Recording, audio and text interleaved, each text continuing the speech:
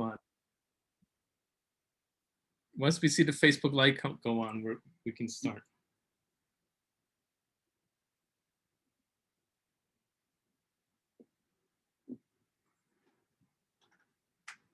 Ridgely Goldsboro, you're live on Facebook. All right, Hubert Lee. I am excited to talk about one of my favorite subjects, the mind types, right here. I'm wearing the world on my chest, right here, right there. So, what do you think these people want to know about mind types? Actually, we're getting some feedback from the Goldsboro community who are signing up for our launch, asking, because some of them, I guess, have heard, maybe it was from James or from Eric, I'm not sure, but they've actually heard about the underlying basis of it, the personality types called the mind types. So by popular demand, we want to know, what the mind types are. Oh, I should say. So we could jump right into it, so we don't think. Yes, but Eric would kick our butts if we didn't drop the URL for the opt-in at this point. So it's customer. Oh yeah. Yes, it's customerconversionblueprint.com. That's right. So go on over there and opt in, because we're having way more fun than anybody, and you want to be a part of it. So first of all, let me just jump back and just take us to how we get to mind types in the first place, right? So when you're an infant and you want milk, what do? You scream, and somebody brings you the milk. And then there's this association that says, wow, screaming equals success. And you do it again when you're scared, or when you're hungry, or when you want a toy, or whatever. And then somebody gives you what you want, and the association gets stronger. Screaming equals success. And from that point forward, every time you want or need anything, you just scream until one day it doesn't work anymore. And your parents say, Hubert Lee, you are not getting another cookie because you screamed. That is not working anymore. So you have to come up with some other action somehow. And remember, it's not even really conscious thought. It's you're trying things, you're experimenting to figure out what gets you back to that space of wholeness, that space of I get what I want, I get what I need. And by the way, one thing I want to point out, Hubert, and to everybody in the community, is this is so deep in your life, because to the infant, if they're hungry, if they get milk, they're alive. They don't get milk, it feels like death. It is a life or death emotional situation. If they're afraid and they get comforted, they feel whole again. They feel alive. If they don't get comforted, it's like they're dead. So it's life or death. This is how deep this runs, and why your mind type is never going to change. So I know that everybody watching or experiencing this wants to know their mind type. So now you face another need, you scream, it didn't work, you figure something else out, and it works. And in that moment, a single filament of belief is created. Oh, if I take this action, very subconsciously, not really conscious thought, I get what I need. So you have another need, you try something else, it doesn't work. You try a third thing, that doesn't work either. You discard both of those two, go back to the first thing you tried, it works again, and another filament of belief is created in that moment and wraps around the first one. Now, one or two little filaments are not going to hold up a whole heck of a lot, but imagine now hundreds, thousands of repeated successful actions that get you what you need and what you want, all wrapped around each other to form a giant cable. What is that going to hold up? Anything. In this case, your belief system. And it is not going to change in this lifetime. So obviously, if you can figure out what that is, you can be successful forever and ever. And this determines your mind type. It determines, and think about where this came from. This came from survival, the feeling of survival. We make decisions based on feelings. We justify them in logic. If you can figure that deep part of yourself out, you know who you truly are. You can come from strength. You can manifest that strength. You can optimize that strength. You can express that strength to the world and attract great customers to your business. That's why this is the foundation of the customer conversion blueprint. Okay, so what is your mind type? It's the way you see the world. It's the chip that is running every decision you ever make. It's the filter through which you process everything. It's the way you were successful since you were a little toddler, and now that is driving everything you think, say, and do, which means by definition, it is driving the results you are getting in your world. I think it'd be pretty important for us to describe the 7 mind types. What do you think, Hubie?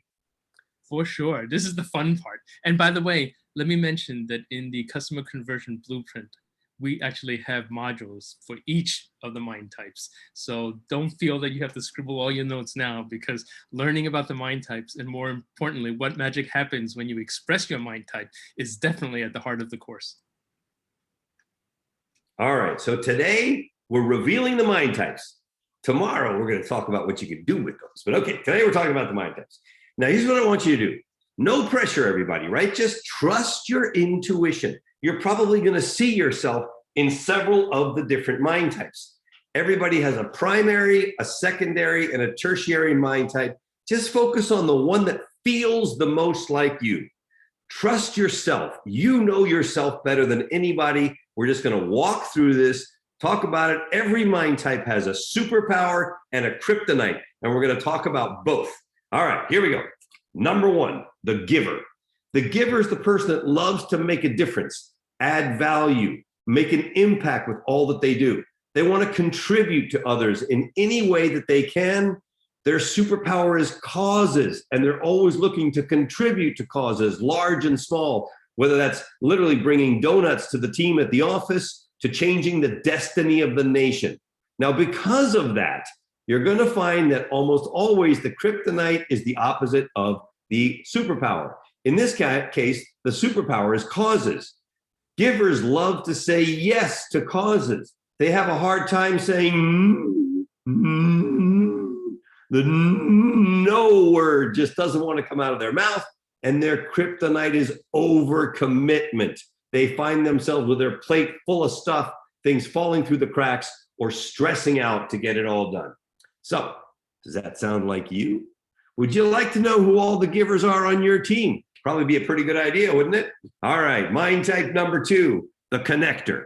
The connector is the person for whom bonds and relationships are everything. Trust is their superpower, and they'll go way out of their way to demonstrate that they can be trusted, that they are trustworthy. They'll do the extra, then the extra, then the extra, then the extra to prove their trustworthiness. And unfortunately, that turns into their kryptonite. The first extra takes all of us from being ordinary to extraordinary. All the other extras just make you nice. Oh, that was so nice. And doesn't help to demonstrate further trustworthiness, because the world is not all connectors. Okay, so number 3, the problem solver.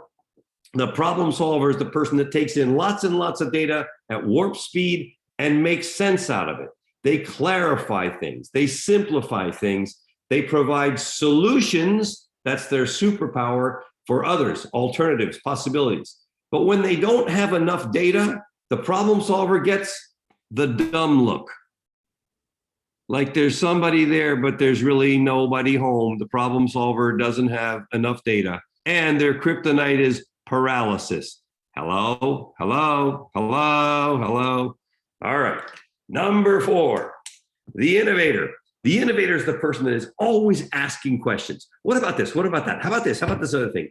Because they're looking for a better way to do everything and to share that better way. Their superpower is improvements, and they're really good at making things better, whether that's reorganizing the garage or a manufacturing plant. The kryptonite is change for change's sake. They just want to change everything because they think they can make it better. Doesn't matter if that makes economic sense or not. They want to do it anyway. Number 5, the perfectionist. The perfectionist understands that if you do A, then B, then C, then D, E is predictable. They love systems. That's their superpower. They do things the right way. There's a right way to do things, and we're going to do things right, to the point where their kryptonite is rigidity, kind of my way or the highway, which means a lot of people dump monkeys on their back, because they know they're going to put a system in anyway. Number 6, the rebel. The rebel is the person that thinks differently, lives outside the box. They create the new normals. They are the disruptors. Their superpower is challenge. They challenge the norm. They challenge the convention. They challenge the status quo. They challenge everybody. And therefore, their kryptonite is isolation, because people push them away, say, hey, stop challenging me. Or they self-isolate because they feel misunderstood. And lastly, you have the master. The master is the person with a huge brain power, massive intellectual capacity. These are the guys who always want to take things to the next level, which is why their superpower is depth. They go deeper on stuff. And also their kryptonite goes right along with it, complexity. They say complicate things for the rest of us because we don't have that huge intellectual brain power. All right, very, very quickly, one more time. The giver, the person that loves to make a difference, add value, make an impact, contribute. The connector, the person for whom trust is everything, relationships and bonds are what they're all about. The problem solver, the person that makes sense out of things, clarifies and simplifies things for others. The innovator, person looking for a better way, constantly wanting to find improvement, which is their superpower. The perfectionist, the person that does things the right way, that loves systems and order. The rebel, challenging the status quo, the norm, and the convention. And lastly, the master, always looking to go deeper and take things to the next level. Those are the 7 mind types. And I know that if you're watching this, you want to make sure you verify yours. I got an even bigger question. Hubert, how many people out there do you think want to know the kryptonite of their spouse or significant other? Just saying. Exactly. Right? Everybody. Of course you do. You want to know what makes them so weird. Just saying. So I think that's super exciting. This is the foundation of the work that we do. Know yourself first, and then express who you are to the world genuinely, authentically, so that you convert more customers to your business because they get you, they know who you are, they know what you're all about, and they come to you like a giant magnet. It is so awesome when this is done right. And tomorrow, I think tomorrow, right, we're going to talk about how to take who you are and express that with limbic messaging so you become that magnetic business that attracts only ideal, great customers. Exactly. How about that, Hubert? That was a pretty big role there for a while. That was awesome. 2 points. Messaging about your mind type. We show you a method of putting out some messaging there that's super irresistible. It doesn't come across as tooting your own horn. It's incredibly interesting. It's a great way to talk to your customers about yourself. The other thing I want to mention and ask you actually, Ridgely, is we get this question a lot from people learning about the system for the first time. The question is always, wow, this is awesome. Did you come up with it? How long did it take? I mean, how many people have you spoken to, and why does it work so well in marketing? Can I just ask you to spend 2 minutes just giving a brief as to, you know, the years of field work that you've spent coming up with this?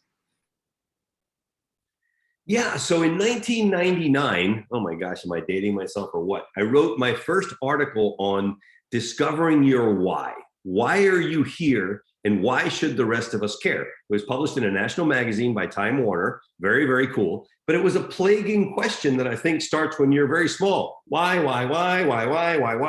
And, you know, but the problem was that what's your why is such a vague notion. Like, is your why your health? Is your why your kids? Is your why retiring your mom? Is your why? It became a very diffused concept that didn't have anything that you could get your arms around, relate to, and use both personally to improve your own life and your business. So through a series of incarnations, we went to, well, your why creates something. Why you do what you do creates something. It creates a type.